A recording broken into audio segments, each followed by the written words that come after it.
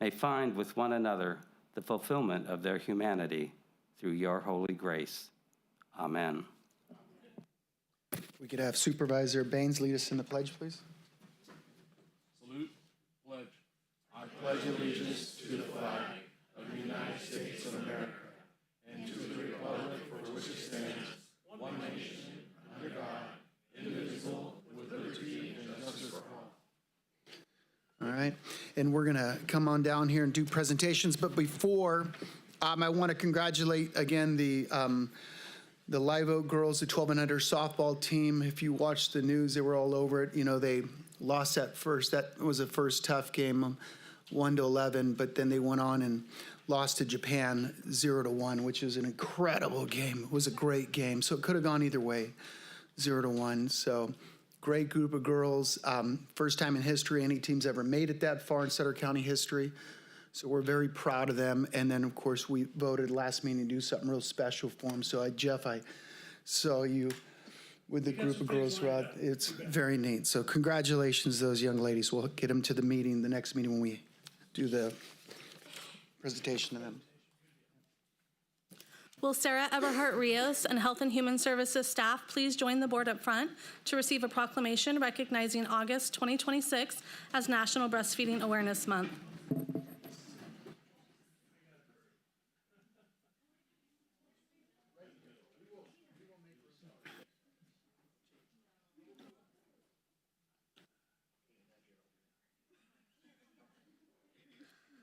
The American Academy of Pediatrics recommends exclusively breastfeeding for the first 6 months of life and continued breastfeeding for children up to 2 years of age or older.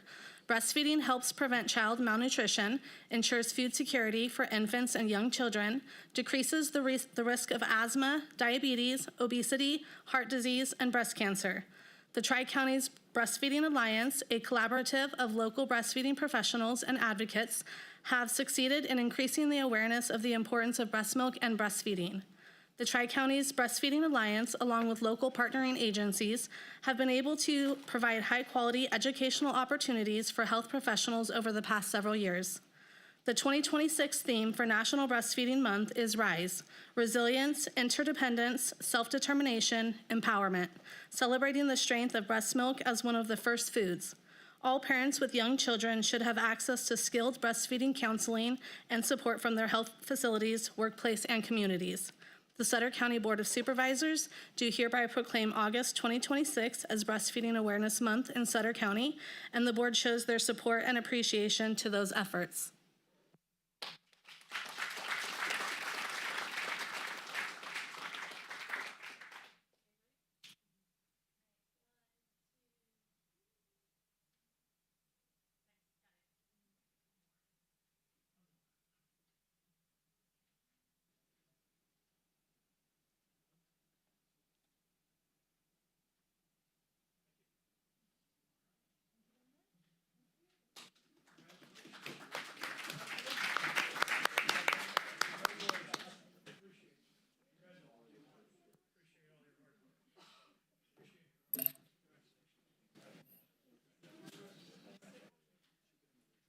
Will Zachary Hamill and the Office of Emergency Management staff please join the board up front to receive a proclamation recognizing August 2026 as National Emergency Management Awareness Month.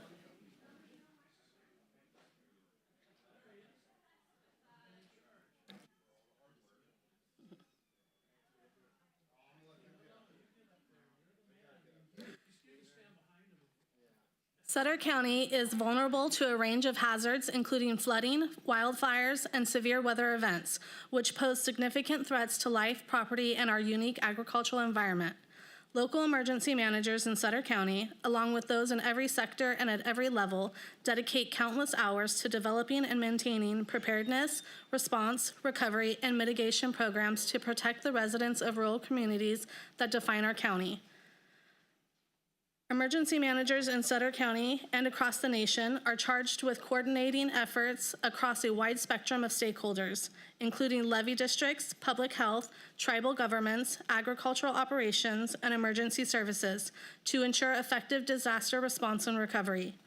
The mission areas of prevention, protection, mitigation, response, and recovery align with the core capabilities identified in the National Preparedness Goal. Emergency managers, including those serving Sutter County, demonstrate commitment, compassion, and professionalism during emergencies such as flooding along the Feather and Sacramento rivers, wildfires in the Sutter Buttes, and public health crises. The efforts of our nation's emergency managers have helped millions of community members across the United States recover, rebuild, and become more resilient in the face of adversity. The Sutter County Board of Supervisors do hereby proclaim the month of August 2026 as National Emergency Management Awareness Month and urge community members to express their sincere appreciation for emergency managers in every sector who work diligently to prepare, protect, and serve our cities, counties, states, tribes, territories, regions, and organizations against all hazards and risks.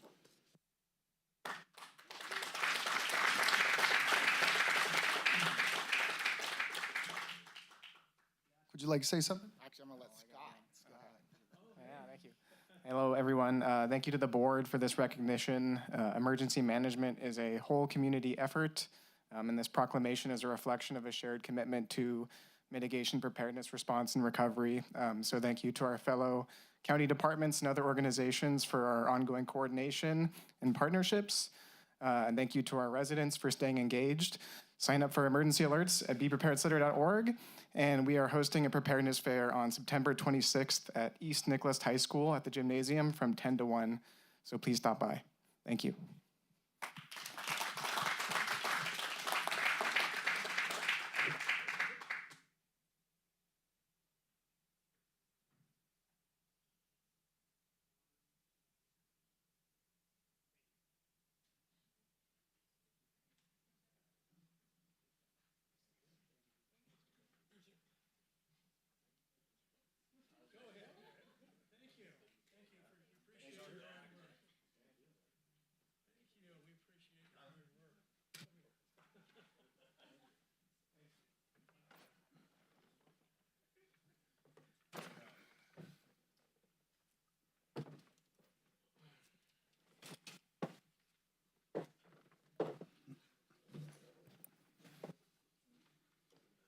All right, now we're going to move on to our public comment period.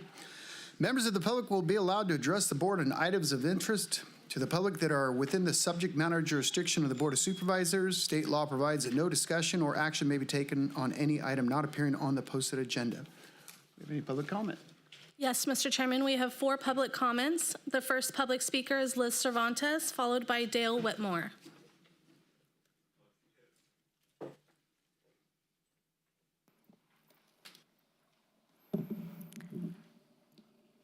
Hello, Liz Cervantes, District 5. I'm here, I couldn't be here 2 weeks ago when the Measure G was talked about, but I would like to just say that Measure G is a general sales tax, and it is not a good thing for taxpayers.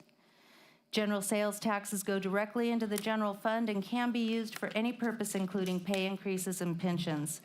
This is not a special tax. Special taxes can only be used for specific purposes such as road repair, fire, homelessness, police, sheriff, district attorney. Exactly why they are telling you they need this measure. General taxes come with no guarantee that they will spend one dime on what they promise, no guarantees, period. They put this on the ballot so you can decide, and because they have to, you can tell them you can't afford it by voting no on Measure G. Sutter County is spending taxpayer funds to educate you on why they need this tax. Sutter County admits they have not been maintaining the roads. Sales taxes are regressive taxes affecting the fixed income households the most. Sutter County spends over 80% of their general fund revenue on salaries and benefits. Inflation has reduced your consumer purchasing power already. Measure G is a forever tax. There is no expiration or sunset. The reason I brought this is I'm sure you all remember Kmart, right? So this is the blue light that they had at Kmart, and which we now owe that albatross. We own it in the center of town. I know it's for sale. We're not doing anything about marketing it. If we are, please let me know. But taxation is theft. And I wish that you guys would sit down. We have a lot of very intelligent people around here, that there is some thinking outside the box. We would love to have a conversation with you. Why we have to go to this, it seems like a never-ending cycle, and you're going to lose.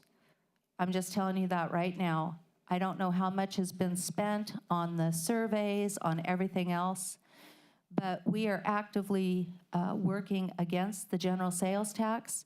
Please don't tell us that a special tax won't work. It hasn't been tried, okay? If people knew where their money was going with strict oversight, to the sheriff, to the roads, to whatever, you would see a different outcome. The general sales tax is not the answer. Please, it's too late now. It's on the ballot. It's gonna fail, big. Thank you, Liz. Our next public speaker is Dale Whitmore, followed by Tony Farley.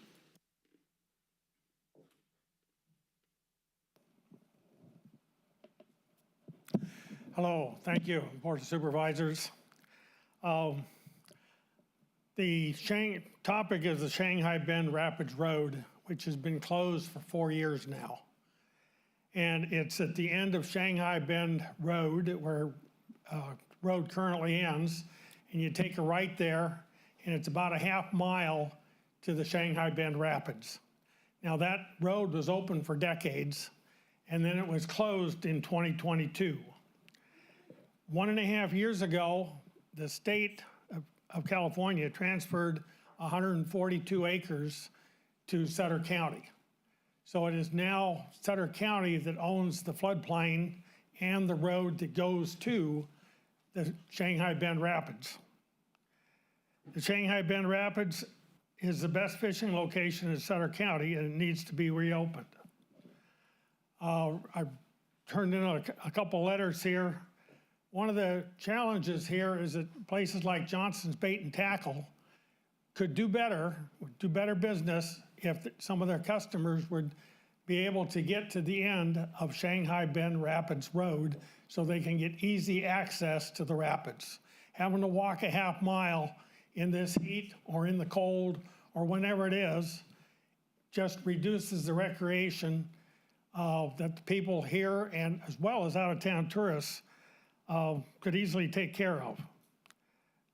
Myself and other sportsmen would like to find solutions to the perceived problems with reopening the gate. Now, like I said, that gate was open for decades before 2022. And from about 2005 till about 2014, I was the wildlife biologist who was managing the road. And I had to go down there once or twice a year and pick up somebody's pile of sheetrock or trash or whatever it was that they dumped down there. But the public, hundreds of people, thousands of people got to go in there and use the property. And I would like to offer that there are several sportsmen that would like to get together with the Board of Supervisors and talk about how we can get that road reopened so that we can get access to that property. I mean, we have the Feather River Parkway north of the 10th Street Bridge open. People can get in there.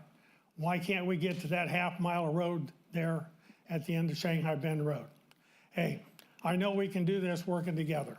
Thank you very much. Most of you have probably already got my phone number. I left it on the card. Thank you. No, we appreciate you. Thank you. Thank you very much. Our next public speaker is Tony Farley, followed by Allison Watkins. Tony Farley, Northview City 20, Wilkie Drive, Northview City. Thank you, Dan Flores, for his service. Congressman Dan Flores, Congressman. Thank you, Harvard Professor Jeff Stevens, Pumpkin Farmhouse. Love that. Thank you, Mike Ziegelmeyer, cheerleaders, all the USAR cheerleaders, Sacramento Valley cheerleaders. Don't forget the cheerleader award. Ziegelmeyer, don't forget Ziegelmeyer, the award, all the cheerleaders, get awards for cheerleaders, okay? Carm Baines, the Carm Baines. carbon-based John Deere tractor style carbines. And Jeff Boom, Jeff Boom. And Harvard Kennedy School Law School Professor Steve Smith. And don't forget William Bill, President, lawyer over there. And Commandant Marine Corps, Scott Hansen, Commandant Marine Corps. And Scott Smallwood, Under Sheriff. And Brandon Barnes, the funniest, baddest sheriff ever. And don't forget PIO right there, 540 PIO lady. And don't forget Pioneer Energy, Sacramento area, Pioneer Energy, Gina. Sacramento area, go Sacramento. And go Jake, there's Jake. Never 540 Jake. Don't forget Recology. We got Recology in the house. We got Recology here. Recology, huh? Recology here. We got Recology here. Don't forget Whitmore, the lawyer there, lawyer. Also fisherman guy, a lawyer. Don't forget him. And Teen Heston. Don't forget Liz. Don't forget Liz Bontes. Department of War. And Zachary Hamble. And Sarah Everett Rios and Hampton over there, and Veronica Boone Garden. Thank you for your service.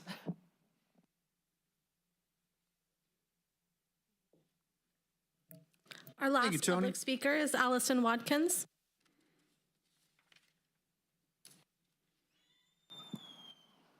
Good afternoon. I'm Allison Watkins. I'm a lifelong Sutter County resident. I currently reside in District 3. I also happen to be an employee of Sutter County. I've worked here for over 12 years and spent my entire career, over 25 years, in public service. I'm here today to talk about my support of Measure G. And I know there's been a lot of talk about why some community members are not in favor of it being a general tax and how they would otherwise support a tax measure if it wasn't a general tax.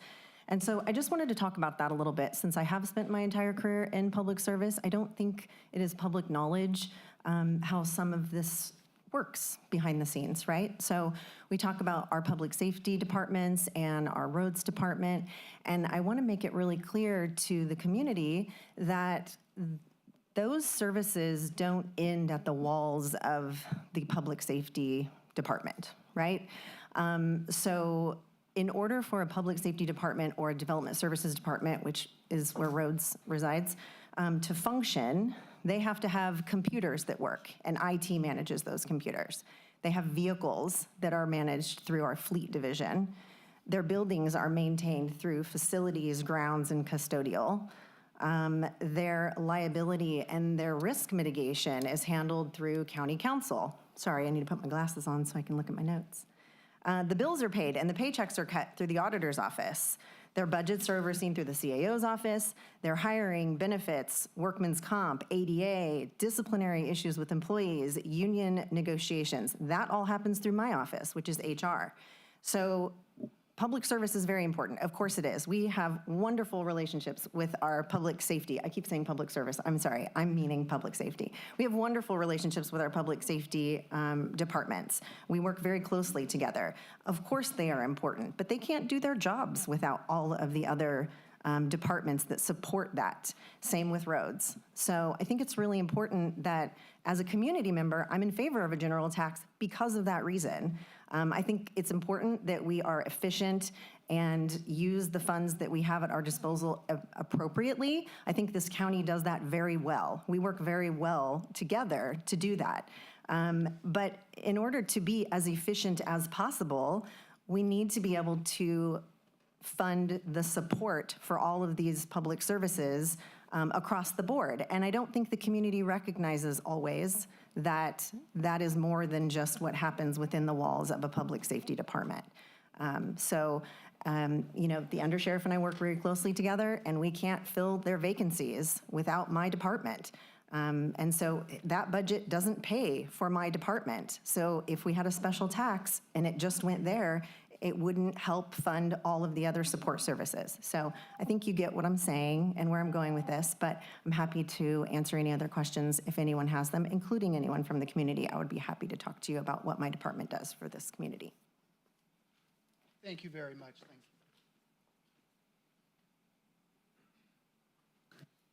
We have one more public comment that was received via email from Brandon McReynolds. Chair and member of the boards, the Sutter County Fire Department is currently operating with 2 vacancies and 5 employees on workers' compensation, leaving only 11 available personnel to cover approximately 70 open 24-hour shifts each month. That equals roughly 1,680 hours of staffing that must be covered monthly, creating a heavy and ongoing reliance on overtime and mandatory overtime just to maintain minimum staffing levels. This is not a short-term inconvenience. It is a critical staffing shortage. While firefighters understand overtime is a part of the job, there is a major difference between occasional overtime and routinely losing scheduled time off due to staffing shortages. With 48-hour shifts already standard, additional 24-hour overtime assignments significantly reduce rest, recovery, and family time. This impacts not only firefighters, but also their families. Plans are disrupted, home responsibilities shift, and recovery time is lost. Fatigue and burnout become real concerns in a job that require constant alertness, physical strength, and sound decision-making in high-risk environments.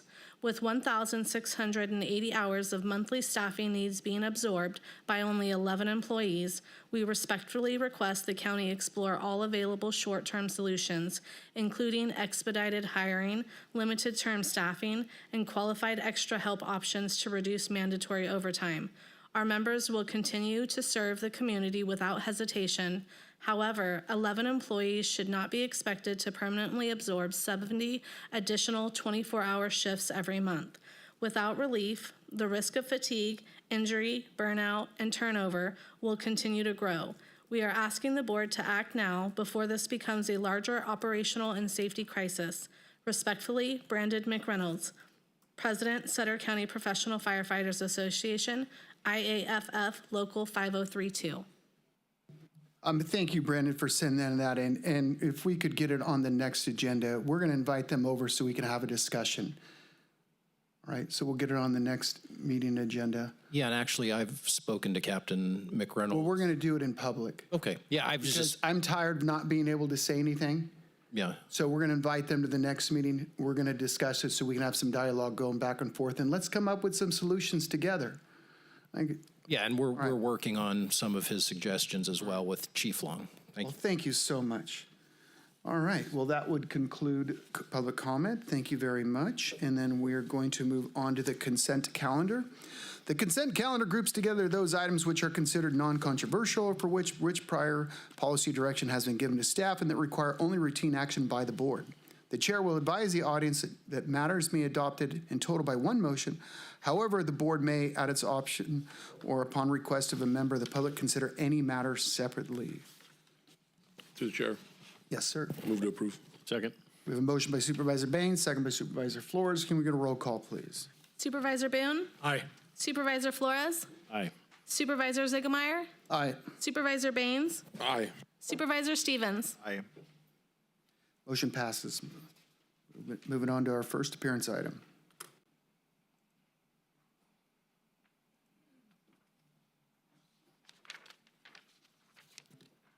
Presentation on Sutter Point Economic Development.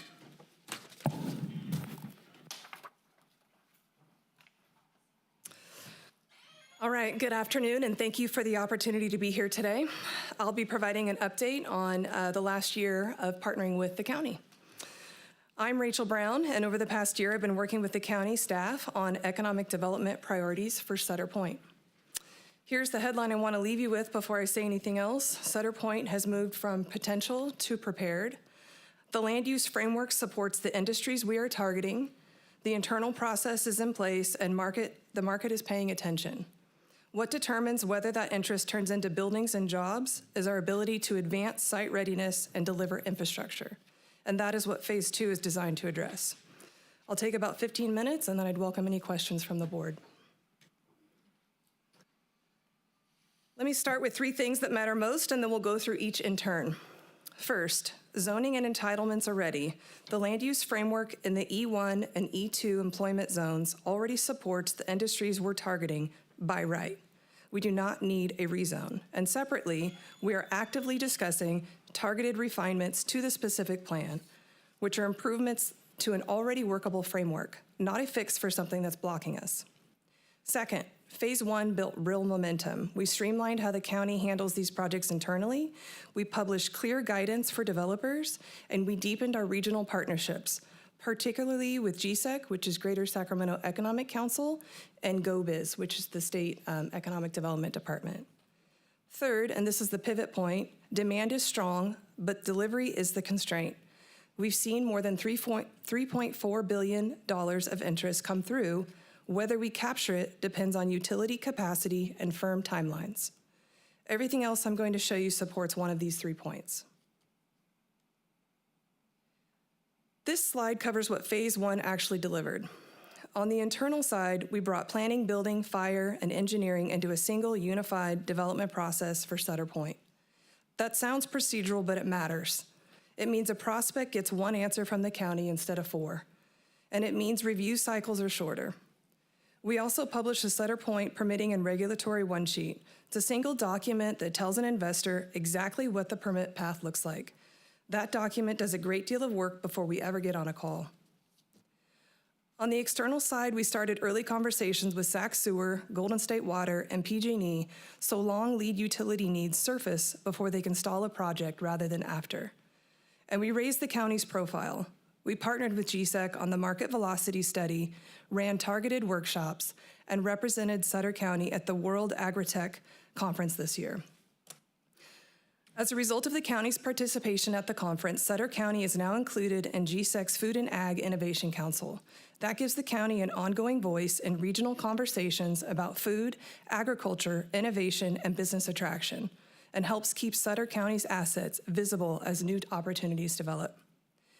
One of the most valuable parts of that work was our workshop and conversation with Metro Air Park representatives. Their experience reinforced that large-scale employment development is a long-term effort. The wins visible there today are the result of decades of planning, infrastructure investment, and sustained public-private coordination. That perspective matters for Sutter Point. The work we are doing now is laying the foundation for future development, even when the full results are not immediate. I want to be very clear about this one because it's often the first question. Land use is not the barrier. The sectors we're targeting, advanced manufacturing, agri-food processing, logistics, and biotech, are permitted by right in the E1 and E2 zones. There's no discretionary land use hurdle for those uses.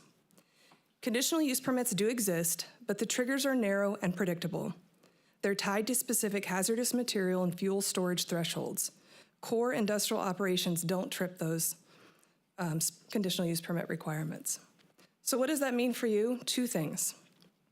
Sutter Point's zoning framework is ready for the target uses, which are approved by right. I want to be careful with the word ready, though. Zoning readiness is not the same as shovel readiness. The core land use framework is in place, while the remaining path to construction runs through infrastructure, project-level permitting, and site-specific work, and I'll come to that. Staff time is therefore best spent on site guidance and infrastructure delivery, while the targeted specific plan refinements we're discussing move forward in parallel. That's also a genuine competitive asset when we talk to site selectors because many competing sites can't say the same. And here's a real change in market conditions since last year. 2 employment zone properties are now actively for sale. That gives prospective employers more than one location to evaluate and gives the county a clearer answer when site selectors ask what land is available. The pattern matters more than either individual listing. This is employment zone land, so it proves a direct, concrete example of the by right story on this slide. Until recently, a site selector asking what's available, we didn't have a clean answer. Now they have 2 options. Available land is what turns an inquiry into a site visit, and having multiple options helps keep Sutter Point on a short list. One point on the approval pathway, so there are no surprises later. The specific plan EIR, Environmental Impact Report, gives us a strong environmental foundation. It did a lot of heavy lifting. Individual projects will still need to complete a focused, project-level CEQA review, and that's a routine part of permitting anywhere in California. The reason I raise it is expectations. When we communicate that pathway early and clearly, developers can build it into their schedules and it becomes a non-issue. When it comes up late, it reads as a surprise and it costs us credibility. So our posture is straightforward. We present Sutter Point as highly prepared and well-structured, and we're transparent about the steps that remain. That combination is what builds investor confidence. Now to the demand picture, which I think will be the most encouraging part of this briefing. Over the last 18 months, more than 10 major regional and state RFI opportunities, RFIs are requests for information, came to Sutter Point through GSEC, that is real inbound qualified interest. Together, those opportunities represent over $3.4 billion in potential capital investment and more than 3,400 jobs. The sectors are exactly the ones we've positioned for: food and beverage processing, advanced manufacturing including aerospace, AI and robotics, and tire production, and sustainable agritech, which aligns with the county's agricultural strengths. I want to put that in wider frame because this isn't a Sutter County anomaly. We are aligning with where the regional market is already going. GSEC's most recent analysis shows Greater Sacramento leading California in employment growth. From 2020 to 2025, the region grew employment by 10.8%. The state grew as a whole at 9%, and the average across San Francisco, San Jose, LA, and San Diego metros was under 7%. And the forecast through 2030 has Greater Sacramento at 5.5%, still ahead of the state and well ahead of those coastal metros. That's the market we sit inside. Brookings has also moved the region up sharply in its Metro Monitor rankings over the last several years, and GSEC has helped land names like Bosch, Solidigm, and Samsung in the region. This is a growth market that companies are actively choosing. Here's why that matters for us specifically. Regional growth of that size needs somewhere to go, and the coastal metros are constrained. Sutter Point is the largest employment zone opportunity in the northern part of this region. Our job is to be aligned and ready when that growth looks north, and that alignment is what Phase 1 built.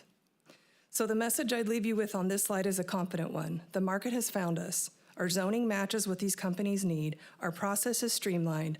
Our regional partnerships are active, and land is now becoming available. While we continue the infrastructure work, we are already well positioned to attract this investment, and every piece we finish makes us more competitive for it. This is the problem we need to solve, and it's the most important slide in the deck. On power, these RFIs routinely ask for 10 to 40 megawatts or more. One prospect needed up to 120 megawatts in later phases, and they want it on a 2 to 3 year schedule. On water, we're seeing requirements up to 1.7 million gallons a day with matching wastewater capacity, and they need confirmed delivery dates, not estimates. On timing, that's where it breaks down. We cannot yet commit to firm utility completion dates on those schedules. I want to be precise about the conclusion.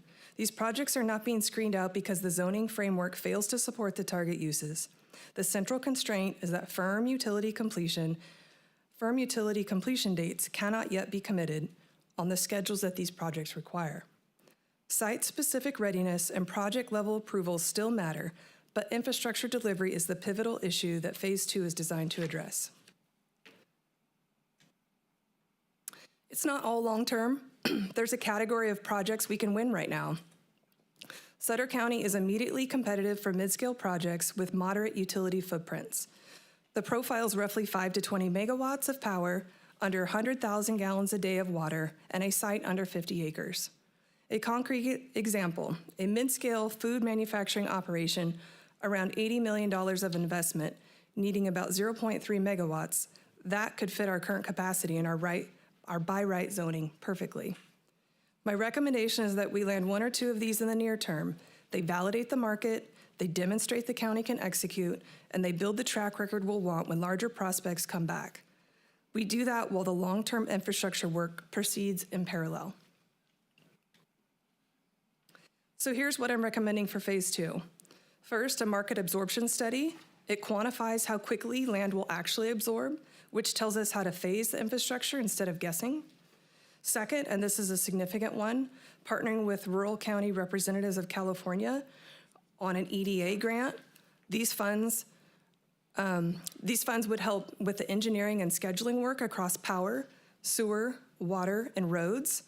That's what converts a general intention into a date we can put in front of a prospect. Third, sustained engagement with PG&E, Golden State Water, and Sac Sewer to establish firm capacity commitments. And on the market-facing side, we turn those commitments into infrastructure fact sheets for RFI responses. We prepare and promote priority sites. We begin establishing build-to-suit pathways with developer partners, and we keep the GSEC and GoBiz relationships active so the deal flow continues. A note on that word prepare. I'm deliberately not calling these pad-ready sites because they aren't yet. What we're doing is packaging the priority sites, getting the site-level information into a form a developer can act on, and scaling up how aggressively we promote them as each readiness milestone is met. That way, what we say publicly always matches what we can always deliver. Same logic on build-to-suit. I want to be clear that this is phase 2 work, not something we're offering today. We don't have build-to-suit product on the ground right now. What we can do in phase 2 is establish those pathways with developer partners so that when site readiness advances, a prospect has a route from interest to a building without starting from zero. To bring it together, phase 1 did what it was meant to do. We have organizational readiness, a land use framework that supports the target industries, and strong regional partnerships. That groundwork is established, and phase 2 builds on it by advancing site-specific readiness and infrastructure delivery. The core challenge in front of us is a timing gap between market demand that exists today and infrastructure that isn't yet scheduled. I'm excited to partner with you on phase 2, the work I just outlined, and make sure that these 3 things are moving forward to help Sutter Point go from planning to active development. The interest is already here. The question is whether we can meet it with a date. Thank you, and I'm happy to take any questions. Thank you very much for that, and we'll bring it back for the board for questions, discussion. Oh, I'm sorry, we'll open up to public comment. Is there any public comment? Any questions on Sutter Point development? All right, we'll close public comment. Bring it back to the board for discussion, questions? Through the chair. Yes, sir. So thank you for the presentation. That was great, very well organized, and gives us something to shoot for and look forward to. And it's nice to see a plan like laid out like that. One of the things that I wanted to, if you could address more, because we've been running into this, it has to do with power, right, altogether. And I know that you were privy to a phone call that we were on at one point with PG&E, who directly stated, and I'm saying this in public record on purpose, but they said that they would be able to deliver the power we need for some usage that could be up to, their words are 800 megawatts. So I'm questioning, like, how do we get those solid commitments that you're talking about? That, you know, how do we go from here to getting those commitments where it's not just a promise on a phone call, but we know for sure that they can deliver? And then some of the recent businesses, I know Supervisor Stevens and I have just recently visited a technology center, and you know their needs will have to be delivered within 18 to 24 months maximum. Otherwise, we couldn't even attract those businesses here. So it's kind of weird because you have this chicken and egg scenario, and you know we're told if you bring a user, you can have the power, and we're told if you have the power, we can get the user. So how do we approach this? Just, I mean, you have some ideas, but I'm just curious, how do we go from? Yeah, no, and I think that's what the next, 60, 90 days I'm going to try in earnest is I'm already meeting with the PG&E government affairs gentleman next week for lunch, but trying to get something in writing. It's nice to have those conversations that words are exchanged and promises are made, but getting it in writing is really where we need to get. And so if they're not able to commit to that in a commitment letter or some other form, we're still kind of hamstrung a little bit by promising that to a user, a business or developer. So I'm hopeful to try to be a little more persistent and try to get them to put something in writing. And we're going to have to try different levels at any given organization. If that person isn't the one that can commit, who is? Yeah. Well, I appreciate your effort. I know, I've been actively involved. I'm the GSEC rep for Sutter County. And a few years ago, Steve Smith and I, we went to a visit, and we actually had site selectors looking for a site in Sutter County. So we've gone through this, so your presentation really hits home, because we went and we were feeling pretty good about our presentation. We're like, yeah, they really liked our site. And as a matter of fact, we found out they chose us as the #1 site. But the problem was that we weren't ready, right? We weren't site ready. And some of these things that you talked about was power, water, sewer, weren't ready for the site. Or the site they ended up going to, I forget the city they ended up in, but they went to a different site, and we lost out. So unfortunately, we celebrated for about 10 minutes, and then we lost it. But it was a big AutoZone, actually, AutoZone distribution center, which would have brought millions of dollars of tax dollars to the county in sales tax revenue, which would have been wonderful to have, and not to mention the property tax revenue. So. But those are the kinds of things, and this is why it's so important that we do focus on the items that you're on. And I think having this direct targeted focus that you're working on, I for one support you, and looking forward to great things ahead. Thank you. Thank you. Any other questions? All right, with that, I'll just leave it at this. If you look down our agenda, you're going to see we're talking about grants and so forth. Kind of hits home because we know, I think the last time we spoke about, I think it was about 18 million for the pipes underneath the highway, because we got to get them pipes underneath that highway. And that's key. Once again, AutoZone, no pipes underneath the highway. We love your area, love the price, just don't have any infrastructure. So it's having the ability to go after those grants and working with GSEC like Dan does every year and so forth. But thank you very much for this. At least we know we're all on the same page. Perfect. Thank you. All right, with that, there's no vote required there. We're going to move on to item number 9. Presentation of an update in planning for Pioneer Community Energy's October 2027 service launch.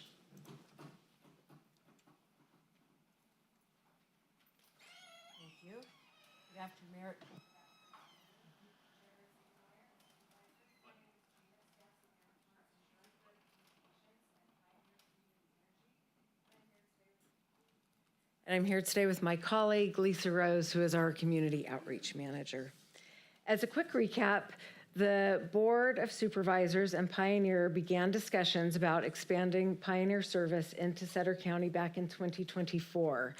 Together, we conducted an impact assessment study, which found that expanding service would be beneficial for both the county and Pioneer, and the California Public Utility Commission's approved that expansion in 2025 for an October 2027 service launch.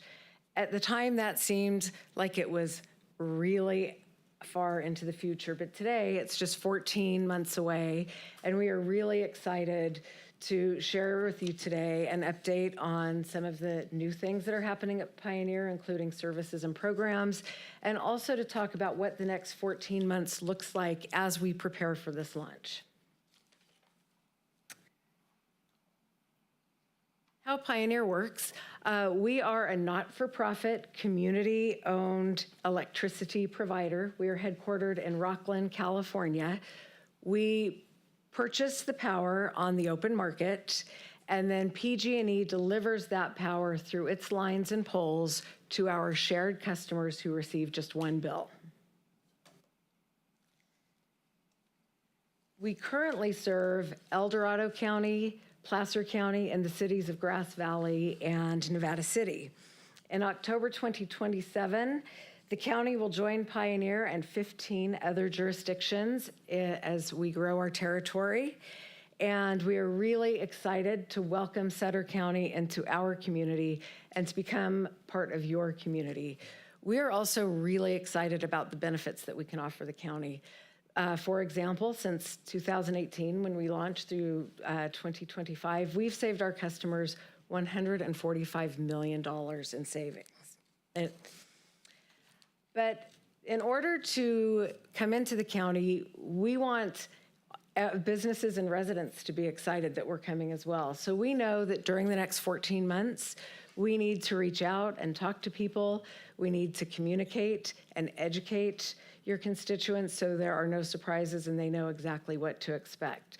So I now would like to turn the floor over to my colleague, Lisa, who will explain what some of the things we have planned are for 2020, or as we lead up to the service launch in 2027, and also to answer any questions you might have.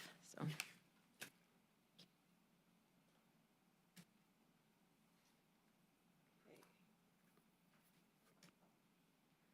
So one of the things that we've discussed is how Pioneer really strives to be a part of the community. And so this slide really highlights our community partnerships and local reinvestment in some fun and exciting ways. And so you'll see, even today, we were at Feeding the Foothills in Roseville today, helping and volunteering at the food bank. And we've strived to help with different STEM and science education programs, helping out at the senior centers. So we really support local events, local programs, and we also work to create local power purchase agreements in the areas that we serve. I think I've been here before and told you a little bit about our power purchase agreements, and we're always welcome and willing to discuss any power purchase agreement opportunities in this area. And one of the power purchase agreements that we're working on and finalizing is in Colusa County for a 15-year power purchase agreement, solar and battery storage. But we've also been working and have worked with El Dorado Irrigation District on a 10-year, $37 million hydro PPA. We also work with different biomass projects in Grass Valley and also Georgetown. So as Gina mentioned, we're excited to talk about some of our programs that we offer. We offer an AC tune-up rebate program where residential customers can get up to $75 back when they tune up their AC unit. And that goes for our commercial customers as well. There's a $150 rebate available. We also offer a Power Shift Rewards program, which gives each resident a $25 gift card just for signing up, and then you earn more rewards when you're conserving energy when the grid is stressed. We have our Grid Gen Zero upfront, and it's solar and battery at your home at no cost upfront, so and no credit check. So it's a great win-win for our customers. We also have a community advisory committee that really looks at new programs. And so we would welcome having someone on our committee and getting your input, because every community is different and they have local needs, and we want to hear from you. And here's a couple other programs that we offer. I mean, Sutter County has many ag programs, and so we offer an hourly flex pricing program where our ag customers can reduce their energy usage. And if they do that over a 12-month period, they receive rewards from that. And our board of directors has approved 2 programs that our member agencies can participate in. It's the Clean Fleet Revenue Program, where you can generate REC credits for your EV vehicles and infrastructure. And then we also have our Solar RECs program, where if we have solar arrays, you can generate REC credits from that and receive a quarterly check. So those are 2 exciting programs that our board has approved and given early access for our member agencies to participate in. So as Gina mentioned, I'd like to provide more information and an overview of what you can expect from Pioneer over the next 14 months. During this time, we'll be implementing a very extensive public education campaign. And it's really to educate customers about Pioneer and take the mystery out of the process. Our goal is to make the information clear and concise, and we also want to offer that in Punjabi and Spanish to those residents that would appreciate that communication. And it's all about collaboration and information sharing. Right now we're new, and people are going to want to know, who is Pioneer? What are they doing? What are they offering? And we really want to take any misperceptions and educate our customers. Our call center is available now and throughout the launch and at any time to provide support and accurate information and to clear up any misperceptions that folks may have. We're prepared to address any questions and misinformation. If you're out in the community and you're hearing things, we want to know so that we can work to address it. We have an FAQ that we will provide Stephen and Jamie on to provide you, and they're just commonly asked questions you might get out in the community, and we really want to strive to provide that for you, to give you more information. We also want to work with staff on a webpage that talks about Pioneer and also has those FAQs on it. And so we have that content, and other expansion communities are using that as well. And we're always available and willing to work with county staff on any questions and helping with this rollout plan. And we just want to say we're very excited to be a part of the Sutter community.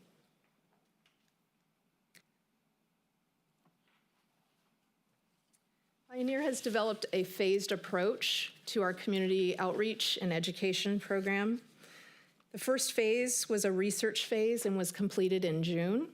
We joined the local chambers. We were researching community groups, looking at your community organizations, mapping, and media monitoring. We've moved into phase 2 in July through December, where we're developing paid media plans, reserving ad spaces, briefing our Pioneer Board, really approving our budget and briefing new member agencies, and working on the messaging and materials development. The next phase, phase 3, will be from January through June. You'll start seeing our early ads that say Pioneer is coming, and we'll be offering town halls, webinars, direct mail, social media, very, very robust ad campaign, website updates, and more. We'll be presenting to your civic organizations as well and participating in community events. Phase 4 is our final countdown, July to September. Really a lot more ad campaign and town halls and more presentations. If you think there's an organization that we need to get in front of and present to, we would welcome that feedback at any time. And throughout these phases, we welcome your feedback and any ideas that you may have for us. And then we will our ads will change from Pioneer is Coming to Pioneer is Here, and we'll be working on the post-enrollment, the regulatory notices, the direct mail pieces, and more. So just wanted to let you know we very much welcome your feedback on that. So to summarize, communications and community outreach play a key role for a successful partnership.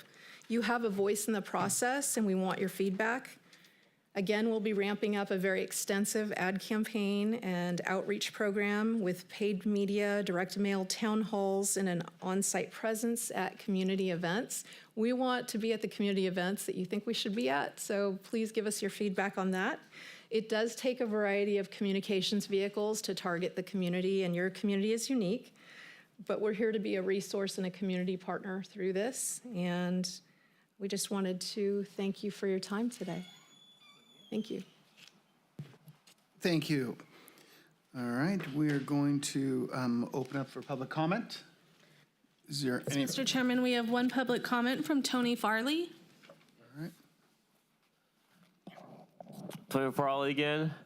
Yeah, Pioneer Energy is very similar. Is very similar to SMUD, huh, Gina? Very similar to SMUD, Gina. SMUD serves Sacramento County, and we are similar but a little bit different. SMUD actually owns its lines and poles and buys the energy. For Pioneer, we just buy the energy, and then PG&E delivers the energy through its lines and poles. I like that. From Rockland, Sacramento area, I like that. Sacramento Energy helping Yuba City out. We need more Sacramento, Yuba City. We need more of that. I like that. Thank you, Tony. Is there any other public comment? No public comment. We'll close the public comment period, bring it back for the board for discussion. And yes, sir. Mr. Chair. Yes, thank you very much for the presentation. Definitely appreciate all the information you provided. Now, recently we heard when you first came up, we were looking somewhere around a 20% break on our energy, and then after you started moving across several counties, I think PG&E jumped in and decided to charge a little more for the line maintenance, their usage, if you will. So with that being said, what are we looking at probably as a discount or break on our PG&E for our area? So I don't have a crystal ball, but what I can tell you is saving customers money is our #1 priority. And earlier this year, our board of directors in January approved for the 3rd consecutive year a rate discount of 16%, which for this year meant that on the generation portion of the bill, which is the part of the bill that Pioneer can control, we are an average of 10% less than PG&E. Thank you, appreciate that. Through the chair. Yes, sir. I was just wondering if you may have some clout with PG&E to get the poles and utilities down into the South Sutter County area so we can develop down there. We do not actually have any influence over their infrastructure. I got a First question, what's the possibility for the future working with Yuba County Water and purchasing power from their grid? So I will tell you, we prioritize working with local power providers, but I think that always has to be a partnership. And if they have power available, we would prioritize it. And I am certain, although I can't speak for our procurement team, I am certain they would try to procure it. I don't know what capacity they have, though. All right. Thank you. All right, with that being said, if there's no other, thank you very much for the presentation. Thank you. All right, moving on to our sheriff.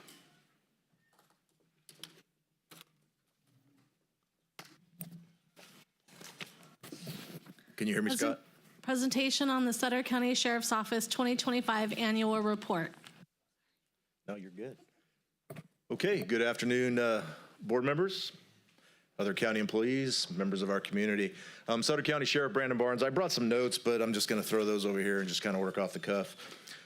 You know, each year we produce an annual report that really represents who we are as an organization. And each year we come before the board and we present that to you. And this year is no different. And so what we're doing is the annual report for calendar year 2025. Of course, this is available through our webpage at suttersheriff.org. So if there's community members that want to go and look at this in greater detail, you can certainly do that. I'm not going to go over every bit of information on every slide for the interest of time, but I'm going to highlight a lot of the good work that we've been doing. Before I get started, though, I want to just kind of get all the thank yous out of the way. And so I generally start by thanking members of the community, and I'm going to start, I don't see Steve, but, you know, the CAO's office is such a great partner. And, you know, as sheriff, we have a complex business, but Steve is always good about listening, as is Bill. So I want to make sure that I'm acknowledging them. I saw that Allison left, and I wish she hadn't, because I think she kind of stole a lot of my thunder, really by pointing out that we can't operate without the collaborative effort of everybody in the county, and that includes all of the departments. And she's exactly right in what she said. I mean, we've got to keep vehicles on the road. We've got to keep our computers running.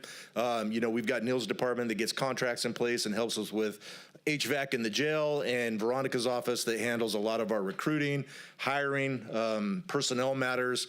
And again, you know, finding, you know, homes for people that are displaced in our community through Sarah's shop. And so it's very circular in how we work, and we can't do it without a very collaborative approach. And so I'm just very thankful of all the relationships that we built. And so I want to acknowledge all the other department heads and say thank you to all of you, because without you, the Sheriff's Department would not be what it is. And we recognize that. So thank you very much. Next, I want to thank our board. You know, you guys are highlighted in this report. I always pride myself on having a good relationship with all of you. It was mentioned earlier about, you know, Measure G and general fund tax dollars and where those goes and trusting people. You know, I just want to state for the community that every time that I've had an issue, a budgetary matter, or something that I needed for my staff or my office, and I brought that before this board and previous boards, I have never been denied. They have always been a big supporter of public safety, and I don't have any reason to believe that's going to change. And so I want to thank all of you for your contributions to my office and my staff. Next, I want to thank my employees, everybody at the Sheriff's Department. I'm a bit of a history buff, and so to quote Teddy Roosevelt, the credit really belongs to the man and the woman in the arena. They're the ones that are out doing the work. They're the boots on the ground. They're the ones walking our jail. They're the one handling 911 calls, taking care of civil processes, and just so many other things that we do in the Sheriff's Department. And so, you know, I know right now that at least one of our associations got a contract resolved. The other one is coming up, I think, a little later this week. And, you know, in some cases, they're as much as 20% behind market, which is tough. I mean, imagine having a fifth-year paycheck that should be there that's just not there, right? That's a tough thing to do. But what you'll see in this is that we still show up every day, and we do the best possible work that we can do, and we do it with pride. And I'll highlight this for you as we go through, because a lot of the things you see have to do with the stuff that we do out in the community, a lot of the events, right? Those are really what make up the identity of the Sheriff's Office. That's who we are. But because of some of the budget cuts this year, I told my staff, like, we're going to cut back on Coffee with a Cop, and we're going to cut back on this, and we're not going to do that, because there's sometimes overtime involved with some of that stuff. Almost universally, everybody said, Sheriff, we're going to do those things and we'll volunteer our time. We will find ways to make those things happen. So as an example, we just did National Night Out, and I had told Steve, our CAO, I said, I don't think we're going to do National Night Out this year. We just can't afford to. What you saw on National Night Out was the staff really stepping up. Salaried staff, lieutenants, captains that don't make overtime volunteered their time to come out and make sure that National Night happened for our community. And so I'm very proud of that. I'm very proud of what you'll see in this report, and we hope to carry that moving forward. So with that, we'll get into the meat and potatoes of the report here. We always start out with who we are, our values, our mission, our motto, and that's described there. I will tell you that this year's report I'm especially proud of. I think it has a very good look to it from the cover that highlights, the diversity of our department, one of our new patrol vehicles, and it's just really who we are, and I'm very proud of that. Table of contents. Again, protecting every corner. Each of you have a district, and we cover every square inch of that, including areas of Yuba City because of the services that we provide throughout the county. And so we really wanted to highlight that and make sure that the community knew that we're in all of these spaces, all of these areas providing service. Command staff. And then we go into a couple pages just to memorialize my time as the president of the California State Sheriff's Association. I certainly didn't want to make this about me, but I thought it was unique enough that since Roy Whitaker, we have not had a president of the State Sheriff's Association. So that's an honor I'm very proud of. So I got to do a lot of very cool things during that year. Including our first annual barbecue cook-off. We just finished our second annual, and I want to acknowledge 2 of our supervisors that actually donated to this event. We had this down at Travis Air Force Base, where the sheriffs had a competition, but then we fed about 400 of our servicemen and women on that particular day, and they ate really well. So not only was it a win for public safety, but it was a win for our military, and Supervisor Ziegemeyer, Supervisor Baines both contributed monetarily to that with donations to make that happen. So thank you to both you gentlemen. Leadership, Sherman Block. We continue to invest in our staff, everything from Sherman Block, Command College, which you'll see there with Captain Piazza. We also highlighted the police World Games down there. 2 of our officers went to the World Games. We brought back a total of 15 gold medals in trap shooting, 20 overall medals, and they were gearing up again. They wanted to go to the next ones, but they're in Australia, and so I think they kind of decided against that. They're going to wait till it gets back, at least in somewhere in the United States, hopefully. But I was going to ask if I could go to Australia with them, but I didn't know how that'd go over. Right? Yeah, GoFundMe. The other thing, too, is the FBI National Academy. Lieutenant Mann was able to attend that this past year. It's a unique opportunity. It's 10 weeks at Quantico, Virginia, and I will tell you that in my time, generally within a department, you can look up and down the halls and say there's 1, maybe 2 people that have went through this very esteemed academy. We happen to have 3 in our department that are all graduates of the FBI National Academy, with Lieutenant Mann being the latest. And I will tell you the wait period is about 5-6 years sometimes, which is why you only have 1 or 2 usually. But very proud of that accomplishment. We recognized our Employees of the Year. Additionally, we celebrated 175 years of being a sheriff's department. We were one of the original 27 counties back in 1850 when California became a state. So to memorialize that, we had a separate patch, a belt buckle, and a badge that just honor the 175 years that we had as a sheriff's office. I couldn't imagine what it was like to go to East Nicholas on horseback. I'm glad I don't have to find out. Just our partnerships with so many great agencies around. That picture you see at the bottom is unique because that is actually the briefing for the Sikh parade on the morning of the parade.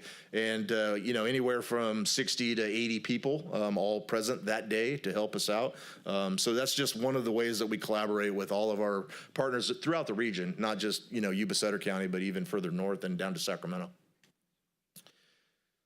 We continue to sponsor people through the academy. That's been a good program for us, and really, investing in people that are from our local community, hoping that they will stay here and continue to, be employed at Sutter County and be part of the community moving forward. We had some promotions, some new hires. We documented all of those.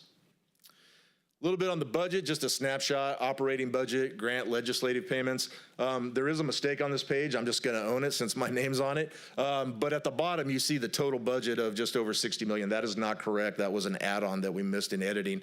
You'll see just above that, almost $12 million in grants and legislative payments. That number should be part of the overall 48 million. So disregard that last thing there, and we'll put a little disclaimer in there for the community so they're aware of that. Some statistics covering dispatch, our civil department as well. What you'll see is, almost 15,000 911 calls throughout the course of the year.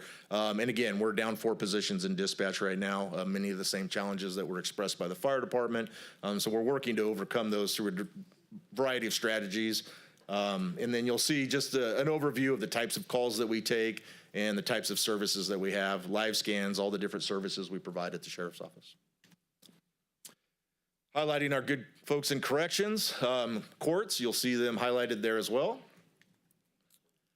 And then some of our different units and divisions throughout the sheriff's department.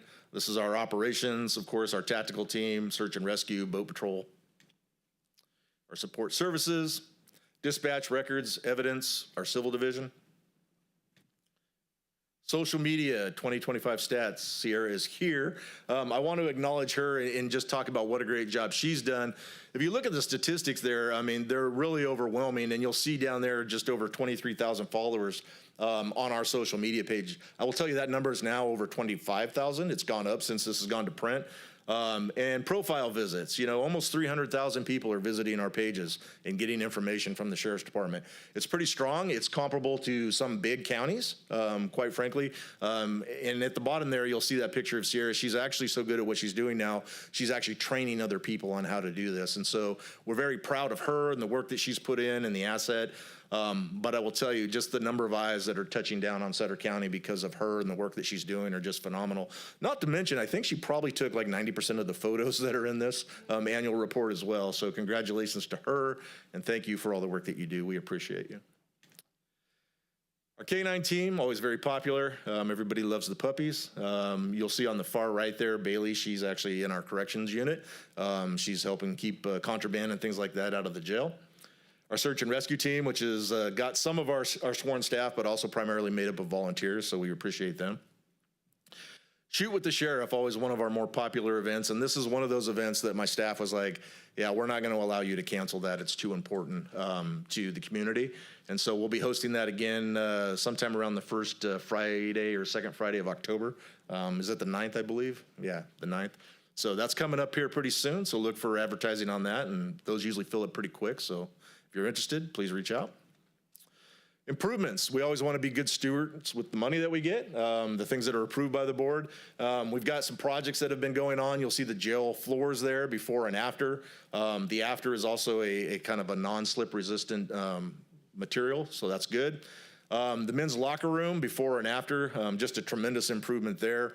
We recognize we're never going to build a new sheriff's department in my lifetime as sheriff, but we've got to take care of the things that we have. And so where we can make these upgrades and improve, we do everything we can to help facilitate that. The bottom one there, jail lighting, you'll see the before and after, just by changing out light fixtures and doing things like that, improve the overall safety of the facility. Blue envelope program, something kind of special to my heart. One of the things we wanted to do, this really originated out of identifying people that have autistic needs, but it's more than just that. It's people with other special needs as well. And so through a lot of these things, these blue envelopes, which have personal contact information, lanyards, seatbelt covers, buttons, keychains, wristbands, stickers. It allows our officers to identify somebody who might have a special needs. Some people have sensory issues, like, light can kind of trigger them, right? And so we just always want to make sure we're being sensitive to that. It's personal to me because my grandson is autistic. And so I was very proud to be able to put that into place this last year. Below, you'll see some work from the Eagle Scouts. They did a lot of upgrades for us at the range, so we're very appreciative of them. They built us some benches and some gun racks and different things for us out at the range. National Night Out, which we just discussed, one of our big events every year that we just get to celebrate coming out as a community and keeping everybody safe. Some great photos. Some of the work that we did, charity basketball game up in the city of Live Oak to raise money for Sober Grad Night. So very proud to be able to sponsor that and help out there. And again, just more things with our community involvement. We always end the year with Shop with a Cop in December. such a great turnout. I want to kind of acknowledge not only the POA and the DSA, but Deputy Verk. He's one of our detectives, and he kind of took this on last year and made it bigger and better. We were able to serve dinner at the Sheriff's Department. We had a reindeer. We had all kinds of good stuff going on. And then we got them bussed over to Walmart for the actual shopping. So much bigger this year in 2025, and I'm sure they'll improve upon that again this year. Always a fun night. And we help a lot of kids and put a lot of smiles on people's faces. And then again, just some more of the stuff that we've done in the community. We always want to make sure we're moving forward. I mean, one of my big things is never to sit still, right? We've always got to be accomplishing something, which can be challenging at times with, you know, reducing budgets and things like that. But just on the horizon, obviously, you know, Sutter Point was mentioned earlier, and how we're working with them to make sure we have a good plan in place for public safety. And they actually paid for the first deputy that went through the academy, and we'll have a deputy working down there. And so we want to acknowledge them, and we've got more of that to come in the future, so they've been good partners in that respect. Some dispatch upgrades, and then jail, again, with our HVAC project. That'll be a multi-year project that we're working on. And then that bottom picture there is just on the other side of our visiting glass. We've had some very creative people that have been incarcerated in our jail, and they've made good use of their time. That's actually some paintings from people that were incarcerated and the work that they've done. And so you'll see this kind of throughout the jail as a way to, you know, show improvements, but also kind of lift spirits and make sure that we're focused on, you know, mental health and those types of things. So a lot of good work going on in the jail right now, and we're very proud of the work they're doing.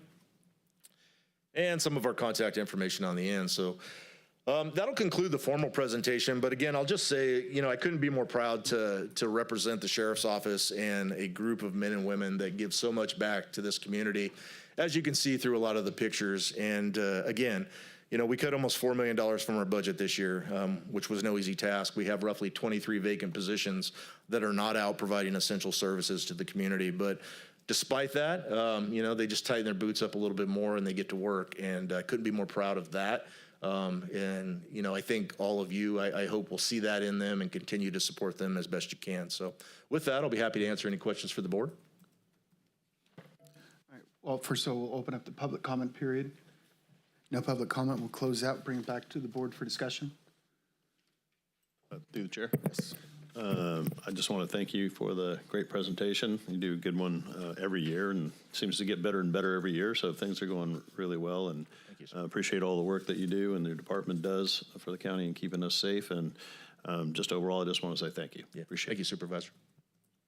Others? Nope. I just want to say the same thing. Absolutely. Thank you very much. I know over, gosh, it seems like it's a few times how much stuff you've been doing jointly with our fellow surrounding agencies. And thank you guys for the awesome work you did last week. It was all over the news. Yeah. And catching all those predators. That was great job to all those involved and all the, you know, taking care of that. Well, thank you very much. Thank you, sir. All right, with that, we'll move on to Steve. Approval of the Board of Supervisors' response to the fiscal year 2025-26 Sutter County Grand Jury Final Report. Thank you, Honorable Chair and Supervisors. So the grand jury report, each year we receive a report typically in June that we, meaning the county, the board has 90 days to respond to, and there's various recommendations. This year's report had just a couple recommendations in our ag department.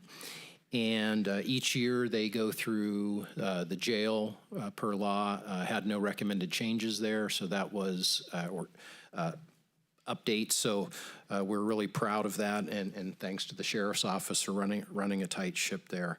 We also received some very positive comments about Health and Human Services and the work that is going on there. So that was great as well. There were no recommended changes or findings there. And then within the Agricultural Commissioner's Office, there was just 2 findings and 2 recommendations. And as you'll see in the report in the recommended response, the first grand jury recommendation was that the Agricultural Department create a clear standard for assessing pesticide fines. and also recommends the department include a procedure for how they choose the final dollar amount on every new NOPA document, and this should be completed by January 31st, 2027. And that's a notice of proposed action. So in the response, we state the first part of the recommendation has been implemented, and under the penalty section of every notice of proposed action issued by the Sutter County Agricultural Commissioner Sealer, there's a clear statement of the facts that supports the classification and fine amount per 3 CCR section 6130D. I'm sure you're all familiar with that section. 3 CCR section 6130D states that when determining the fine amount within the fine range, the commissioner shall use relevant facts, including severity of actual or potential effects in the respondent's compliance history, and include those relevant facts in the notice of proposed action. However, the second part of the recommendation will not be implemented because it is not warranted. That is language we have to use by law, so it's not that we disregard the intent or the recommendation of the grand jury.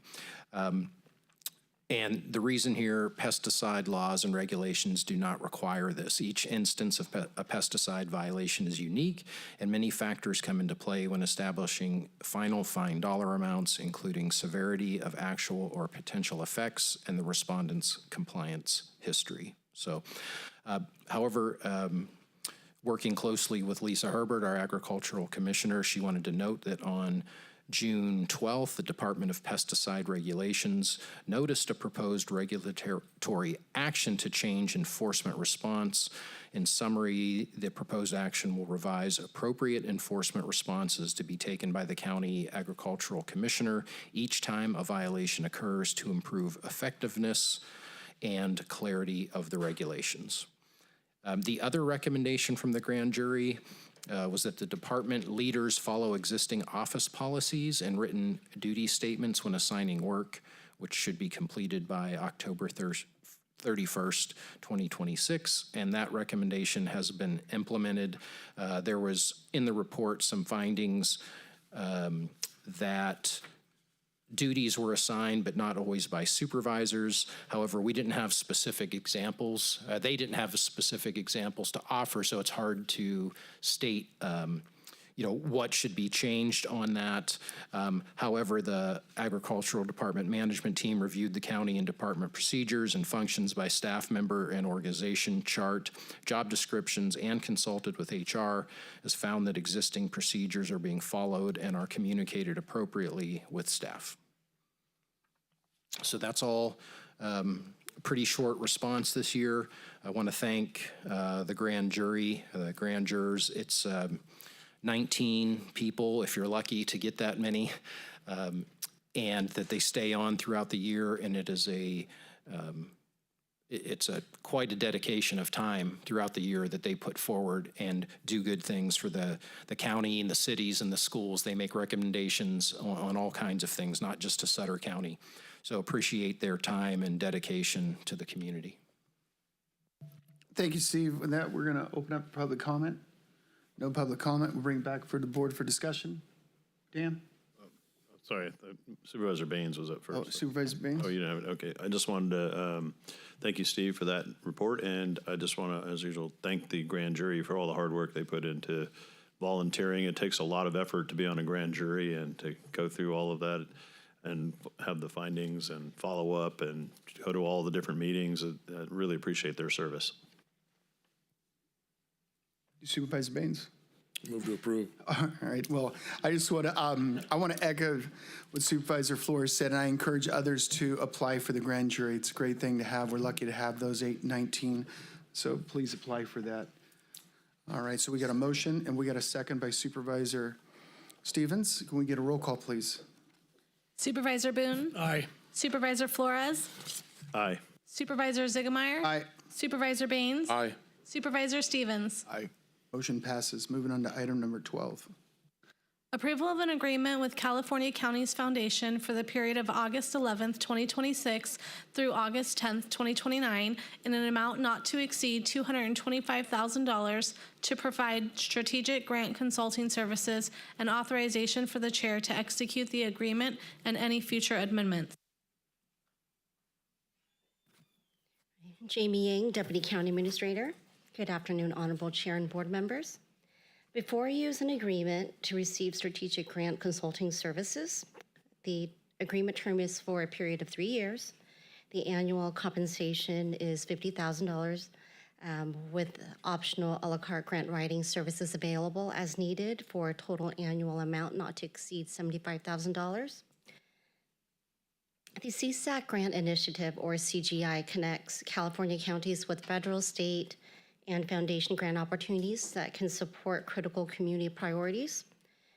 Through its partnership with the Ferguson Group, who is also our federal lobbyist, CGI provides counties with access to experienced grant professionals who understand the unique funding, landscape needs, and challenges of California county government.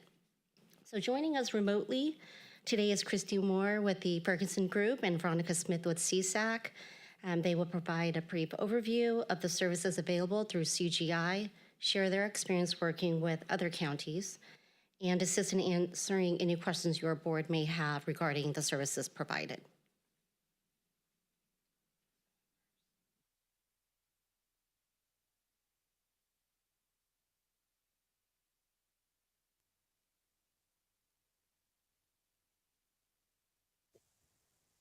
Can you guys hear me? We can hear you. Yeah, we can hear you loud. Okay, but I'm not on video.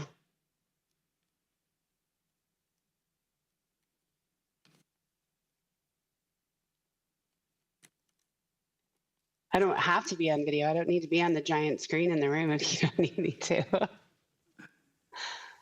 Christy, I don't think we have that option. I'm sorry. Okay, no, that's perfectly fine. I think Veronica Smith is online as well. I do have some slides that I can present if that's available. If not, I can just speak off the cuff and not use slides. It's up to you, Chair. We're fine. I don't think we have access to the slides anyway, so you can just. Okay, perfect. So yes, so TFG is the grant provider for the CSAC Grants Initiative. The CSAC Grants Initiative has been partnering with California counties for about 4 to 5 years now, giving over one of the largest obstacles that has faced local governments who are pursuing grant funding, and that is the federal freeze of last year. We are now happy to see that that has lifted and that the federal grant programs are now open, coming out quite regularly with awards and notices of funding availability opening up and being announced almost daily at this point. The package before you is what we consider a tier 1 level of service for the county, which is where we work with you to understand your projects, your needs, and your priorities. We match those to relevant grant programs. It's important to note when we look at the matching, we actually look at the federal grants, state grants, and any state or any private and foundation grants that might be available for your projects as well. We put them together in a comprehensive strategic funding plan. That strategic funding plan guides us through the entire process.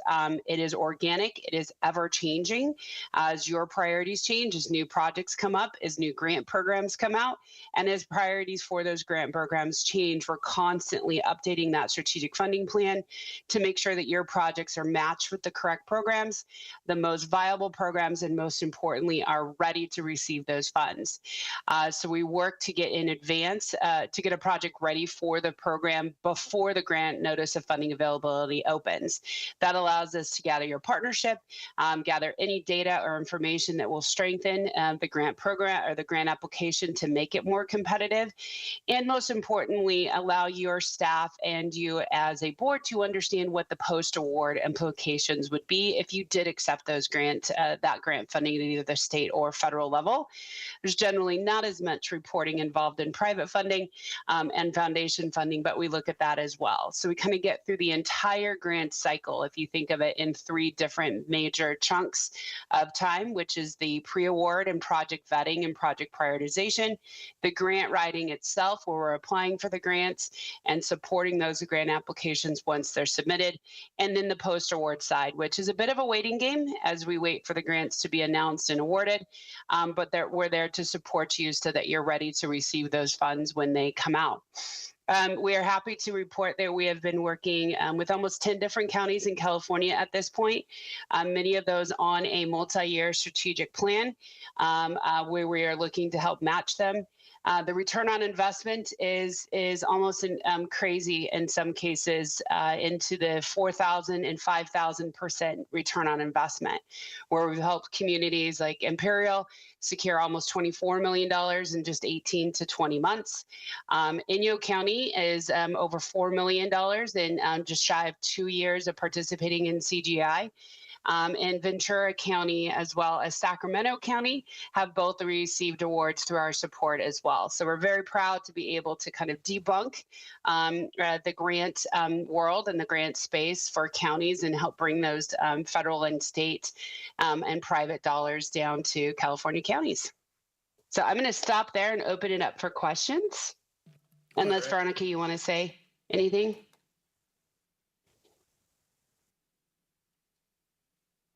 She might be having trouble coming off mute too. Anyhow, any questions? Well, let me open up for public comment first and see if there's any public comment first. Is there any public comment? No public comment. We'll bring it back to the board for some questions, some discussion. To the chair, if I may. Yes. Real quick. I think, as Christy mentioned this, but part of this is being strategic so that when we receive a notice of funding availability, a NOFA, we're not scrambling saying, oh, what could we do with this? That we develop a strategic funding plan and they know what grants are out there or when they typically come out, and then we plan ahead, and then we have the best chance moving forward because we've prepared ahead of time to put together the best grant application possible. Yes. Through the chair, yeah. So there's no doubt, we need support on grants. We've talked about this for a long time, so there's no doubt about that. I just have a question on, like, reading through the staff report. I'm a little, I guess, an understanding, Christy, of what are the exact measurables or like deliverables that will come from the grant. Like you mentioned, 4,000% return and 5,000%. I mean, if we can guarantee 4,000% return, I'll sign this right now and personally guarantee it. But I'd just like to know, like, what are the exact measurables from this? Because you're asking for a 3-year commitment and then 225,000, and this isn't really for writing the grants, right? This is just for alignment, or can you just explain it a little better? Sure. Okay. Sure. So the contracts and the packages through CGI are actually on an annual basis. That allows us to get to know the county, get to know the different departments and the priorities, and then go through the entire grant cycle. It's important to note that most of the time, the entire grant cycle or the project cycle can take almost anywhere between 12 to 18 months. And that's from project idea to finding the correct program, or the best program, developing that application, applying, waiting, and then going under agreement. On the short end, you'd have to have a project that's ready, and a grant that opens tomorrow, closes in 2 months, and that's kind of on the shorter end, but it can take anywhere from 12 to 18 months to kind of get from that project idea all the way to delivering the project. So we're through that entire cycle and supporting the project at every level.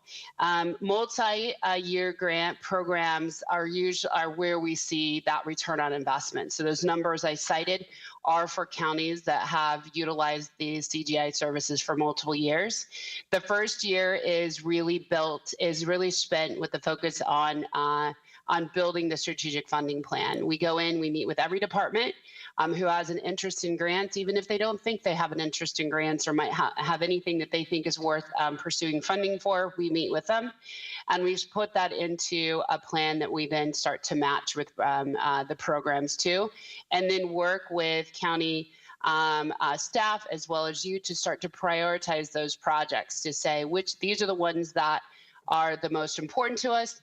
We do a funding meter, so to speak, where we say these are the ones that are most likely to receive funding. And we start to scope out or calendar the approach to apply for the applications themselves. Year 2 is where we start to see much more application development or much more submission of grants come to play, because you've kind of put your work in, identified the projects, match them with the programs, and now you're ready to grant or to write. And then year 3 is generally almost all about grant writing, because everything starts to line up at that point. The option that you guys have chosen is multi-year with the addition of grant writing. With the budget included that allows you to utilize the grant writing services. If you want to utilize our services to write the grants, then you have that option so you can quickly move into it. We have found that helps accelerate a lot of county into the grant writing phase, because they don't have to come back and look for another grant writer or ask for permission or get budget authority to do that. So I believe there's $75,000 over the course of the 3 years that's reserved for grant writing that will only really be tapped into when you're ready to write a grant. That way you're not paying us to write a grant when we're not actually writing your grant. You, the chair. Yes, Supervisor. Yes, Christy, this is Supervisor Stevens. A couple questions. One, is this, to my understanding, this is a partnership with CSAC, is that correct? Or do you work through them? Yes. So the contract, and Veronica texted me, she's not able to unmute, so I'll just kind of fill in. Or looks like she can unmute now. Veronica, did you want to explain or? Sure. There you are. Apologies for the technical difficulties. Good afternoon, Chair and Board. To that question, this is a partnership between the CSAC Foundation and the Ferguson Group. This has been the partnership for the past 4 years since the inception of the program. Okay, and one of my questions would be, so I heard in the discussions, I think you said you had like 13 counties involved with it, or what, how well is it attended? Yes, so over the course of launch, we've had 13 counties that have engaged with us. Right now, we are still in contract with 7 counties for services. Okay, and what was the reasoning for the other counties to withdraw? Well, not all counties entered into premium packages. So there's been some instances where we wrote one-off grants as opposed to doing a host of services. In the case of 2 counties, one did not have the budget to allocate going forward, and so that was their reason for not renewing for a 3rd year. And in one of our initial counties, SLO, they just did not have the technical, they did not have the funding resources as well. They were Tier 4 counties, which was a significantly higher investment than Tier 1, and so because of budget and fiscal constraints, they did not opt to move forward. But those were the only 2 that did not continue services. But in the other cases, the case was they were one-off grant writing services as opposed to annual contracts. Okay. Thank you. Through the chair, I got it. So to follow up on Supervisor Stevens' question, Veronica, like what are the minimum performance requirements for this? Because it sounds like year 1, we're going to get a report saying, hey, these are the grants we should go after. So really there won't be any funding of grants. And then year 2, we go after the grants and then we pay for the grants in addition to the $50,000 to get the grants done, right? But I'm just trying to, no, not exactly. So the way that it works, And just to, go back to your point in the previous question raised about what are the deliverables and what are the accountability metrics, just to be clear, you will get reports on a monthly basis as it relates to the work that is occurring. So it's not that you're waiting until year 2 to go after a grant. You have that option on year 1 up front. So what this does, having this structure, it enables us to build out some of the infrastructure from a county perspective to position us to be able to do some of the follow-up items in year 2 and 3. So it may be helpful. We were prepared to be able to share screen, but there is a suite of deliverables that your county will get, as well as routine meetings with your team, and we're open to doing routine meeting, whether it's quarterly report outs to the board, we're open to do that as well. But there's a series of things that happen upon launch of the program, and there's things that happen monthly in terms of the actual deliveries of the suite of services that you'll be getting on a monthly basis. Okay, yeah, I guess I'm a little bit still questioning like how will at the end of the first year we know that this was successful? Like how do we measure that? Got it. I'll let Christy jump back in. I see her hand raised. Yeah, her hand's raised over there. So. Okay, I couldn't unmute earlier. Sorry about that. So to clarify, all of our CGI clients that have entered into strategic plan development have applied for a grant in the first year. So I think there was a question in their supervisor on having to wait until the second year to apply for grants. We haven't had that experience. We launched with Del Norte County, for example, last year. So they are just finishing up their year 1, have applied for 3 grants, and we're currently writing their 4th grant going into year 2. So there is the potential to write grants in the first year. So I just wanted to make sure that that was understood. We're just doing it in a much more proactive as opposed to reactive nature. In terms of looking to see if at the end of the year or any point in the process, if you're quote unquote successful, we look at that to say, we evaluate how many projects that have been surfaced by county departments and by the board, look at the rate of matching those projects to programs, looking to see how many are advancing in terms of prioritization and are starting to get ready for those grants and have identified the perfect match of programs to go after. So those are all metrics that we establish and look at, as Veronica said, on a monthly basis and review with you. Each county is different in terms of how we report back to the Board of Supervisors, but we work with you to establish what you guys want to know and at what cadence and in what sort of delivery mechanism makes the most sense to you guys. Okay. I guess through the chair, just add one question.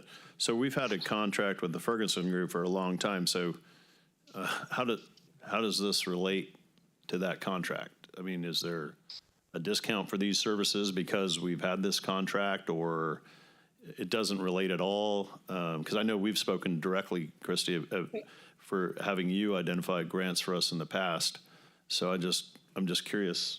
It's a little confusing for that end. Sure. Yeah. Sure. The connection to the TFG advocacy side and the grant services side and CSAC are a little bit different. The program that we have designed is specifically for CSAC. And so the products in the strategic plans and the packages of services are ones that the TFG Grants Division has worked with CSAC to best fit the needs of California counties.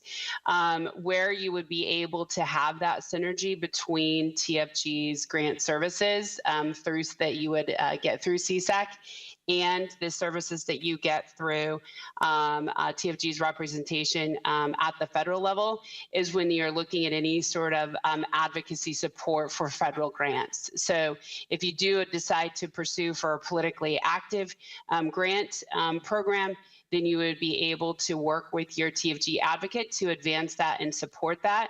or a lot of times, regardless of whether or not TFG is the grant service provider and the federal advocacy provider, we'll do that in coordination with our with our clients, federal advocates and state advocates as well. And in some cases, we identify the holes. So we'll identify that this is a great project. This is a huge priority for the county. There isn't a program that fits magically for it or fits perfectly for it. So we'll advise you to advise your advocacy teams at either the state or federal levels to go change those parameters or change that program to make it easier for the county to find those dollars and have them be more accessible to you. So you get a little bit of both worlds, but with a much more expansive and robust grant services through CSAC. Thank you, Christy. Thank you for that. I appreciate it. Sure. Through the chair, I'd like to, I don't want to vote no on this, but I'd like to make a motion to table it for further research. And I don't know how you guys feel about this, but I'd like to see their presentation that we couldn't see on the slideshow. I think there's been really good information here. Like I said before, it's important that we go after grants, so I don't want to vote no, but I want to do further research personally. So I Second the motion. Okay. No, I couldn't agree. I just want to say, Christy, thank you very much for answering my phone calls last week and picking your brain on this. I really appreciate it. I couldn't agree more. Can we get a list of those counties you're currently working with so we can do our due diligence? For those in the public that are watching this meeting right now, counties can spend anywhere between $0 to hundreds of thousands of dollars applying for grants that could get you nowhere, and that is grants in general. We've been harping on our CAO, hey, kudos to our current staff members that continue to write grants. Our library, museum, sheriff's department, so forth, and roads, we've received a lot of grants, but like I said, there's a lot of other grants out there, and we've said, hey, we need someone. We need to get someone on retainer that we can, every one of us have different districts and different people looking at us. Me particularly, I reached out to Christy last week to talk about a grant. But I do agree with Supervisor Flores. I'd like to do a little more due diligence and talk with other counties so we can get that list. And we got a motion and a second. Motion and a second. Can we get a roll call, please? Supervisor Boone? Aye. Supervisor Flores? Aye. Supervisor Ziegemeier? Aye. Supervisor Baines? Aye. Supervisor Stevens? Aye. Thank you. All right, moving up to follow-up announcements. Thank you. Supervisors, just one moment. Okay. So, as mentioned earlier, on the 26th of September at the East Neck High School gym from 10 to 1, there will be a preparedness fair put on by our Office of Emergency Management. And this month, on the 26th, the Yuba Sutter Economic Development Corporation and the Chamber of Commerce and the Downtown Business Association are putting together a economic development visioning session that people are invited to attend, anyone in the public. It will be at the Vets Hall at 5:30 p.m.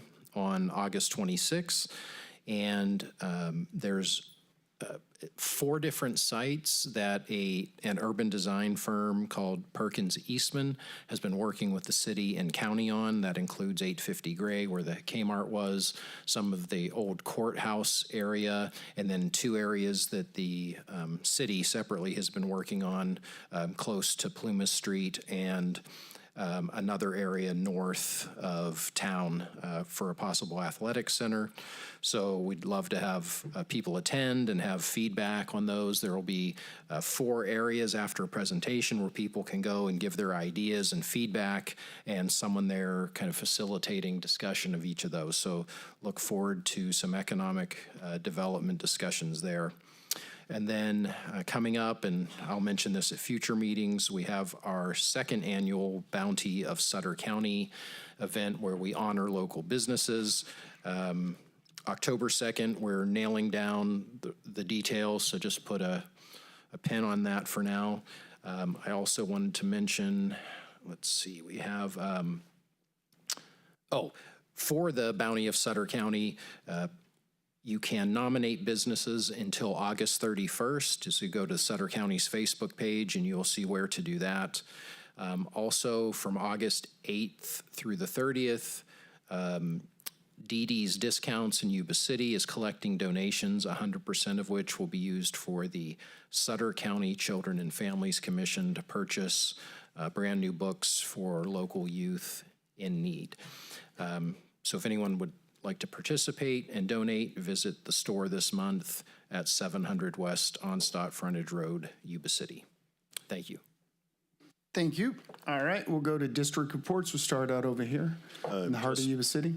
Thank you. Yes, in the heart of Sutter County, I have only one announcement, and that is the annual Brews, Blues, and Barbecue Festival will happen at the fairgrounds in the 2nd District on August 29th. I guess we'll have another meeting prior to that, but August 29th, that's a great event put on by the Early Risers Kiwanis. They raise thousands of dollars that they give away for scholarship funds for youth. So I would like to invite everybody to attend. It's a lot of fun. Thank you. The only thing I've got is I'd like to wish all the students returning back to school a great year, all the teachers to have a great year, and the parents, I hope the school year is a good one for all. Supervisor Boone. Okay. All right. Yeah, a couple of things I want to bring to our attention. Of course, the Live Oak Little League girls softball just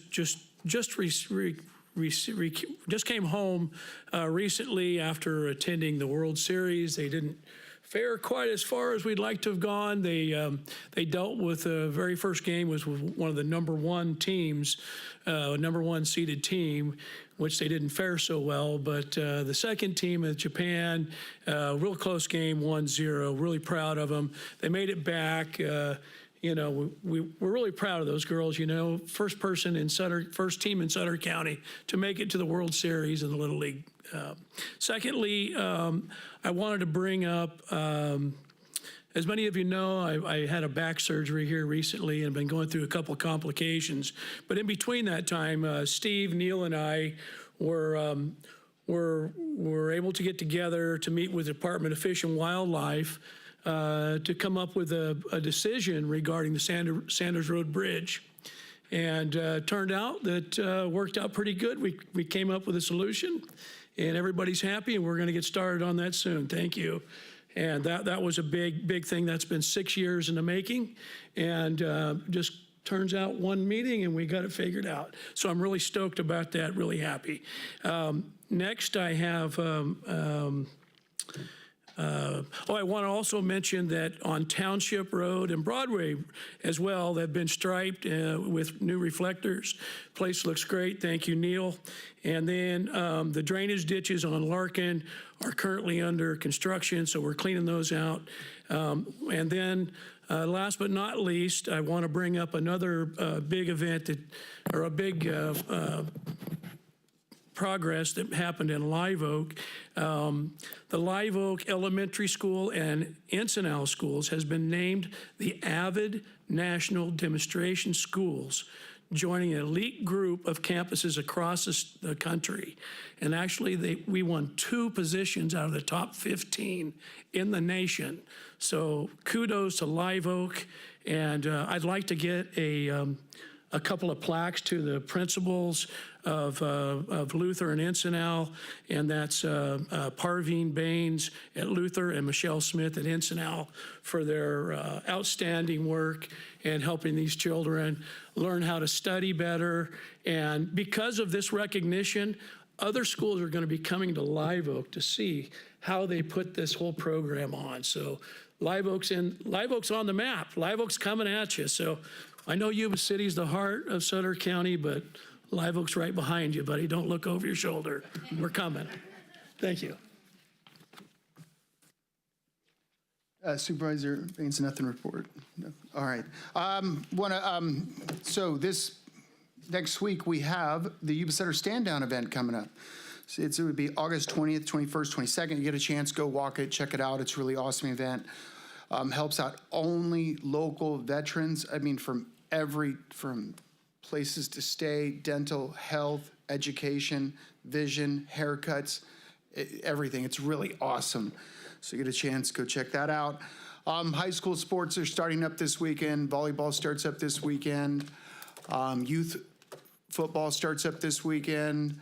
Football doesn't start up until August 28th. Like our Sutter Huskies fly to Texas, take on Bishop in Texas to start the season. But so get out and watch some football. Girls flag football starts up, I believe, next week, I believe. So a lot of great flag football there for the ladies. Sutter fields a team, Yuba City and River Valley. So get a chance, go check it out.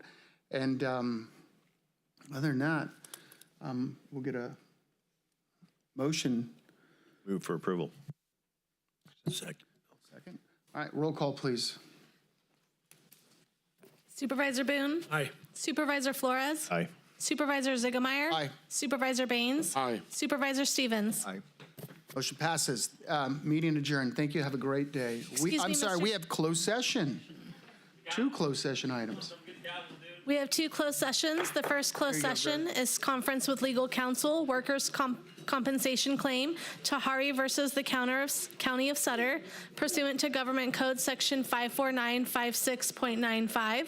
And the second closed session is conference with labor negotiators, Linda Durer and Veronica Baumgardner, employee organizations, ESA and management, pursuant to Government Code Section 54957.6. Right, Carm Baines. Yeah, It's my pleasure. what you're doing. Well,